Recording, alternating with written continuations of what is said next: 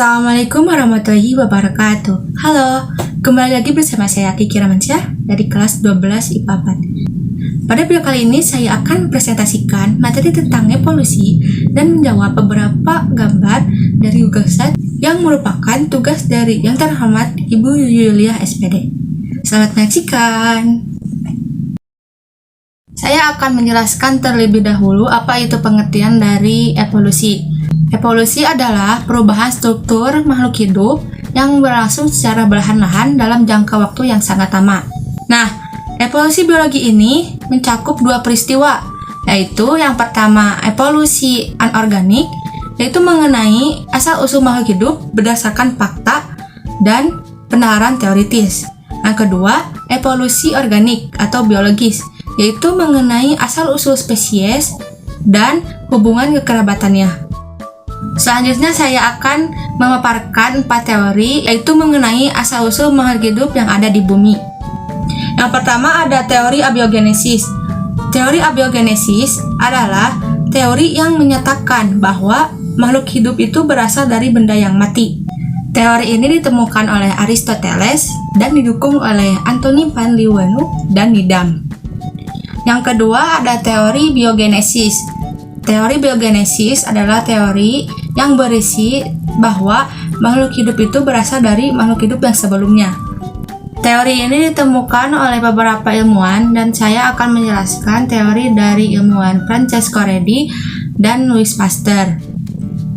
Yang pertama yaitu teori Francesco Redi. Francesco Redi melakukan sebuah percobaan, yaitu menyimpan daging ke dalam toples yang terbuka dan ke dalam toples yang tertutup. Seperti pada gambar 1A, daging di dalam toples yang dibiarkan terbuka, kemudian pada gambar 1B, lalat tersebut masuk ke dalam toples dan bertelur pada daging, sehingga munculnya ulat. Sebaliknya, pada gambar 2A dan 2B, daging di dalam toples yang ditutup tidak ada lalat yang masuk ke dalamnya atau tidak mengalami perubahan. Yang kedua yaitu teori Louis Pasteur. Ia melakukan percobaan dengan mendidihkan kaldu pada labu. Kemudian labu tersebut ditutup dengan pipa seperti huruf S sehingga mulut labu tetap terbuka. Kondisi tersebut memungkinkan zat hidup tetap dapat masuk, namun kondisi kaldu tetap jernih atau bening dan steril. Dari percobaan ini timbullah anggapan bahwa omne vivum ex oppo, omne oppum ex vivo, yaitu berarti kehidupan berasal dari telur dan telur berasal dari makhluk hidup. Yang ketiga ada teori evolusi kimia. Menurut teori evolusi kimia, asal mula kehidupan berasal dari reaksi antara CH4, NH3, H2, dan H2O di atmosfer dengan sinar kosmis dan halilintar yang menghasilkan senyawa organik berupa asam amino. Nah, ilmuwan yang mengemukakan teori evolusi kimia tersebut itu adalah Harold Urey. Untuk membuktikan teori tersebut, Stanley Miller melakukan sebuah eksperimen, yaitu eksperimen Stanley Miller, dengan menggunakan sistem tertutup untuk menstimulasikan kondisi purba atau awal di bumi. Pada tabung yang terletak di kiri bawah, air direbus untuk menghasilkan uap yang kemudian dicampur dengan NH3 dan CH4 di ruang yang lain. Pada ruang atas menstimulasikan atmosfer awal bumi dan menjadi sasaran balik pelepasan arus listrik atau radiasi ultraviolet. Kemudian produk yang dihasilkan didinginkan dan terkondensasi ketika melewat kumparan yang diisi dengan air dingin. Produk kental tersebut dilarutkan dalam labu yang berisi air yang disimulasikan sebagai larutan awal, dan pada akhirnya molekul-molekul yang baru terbentuk, yaitu senyawa organik seperti ribosa, adenin, dan asam amino. Dengan begitu, eksperimen Stanley Miller berhasil membuktikan teori dari Harold Urey. Dan yang keempat, teori John Lamarck.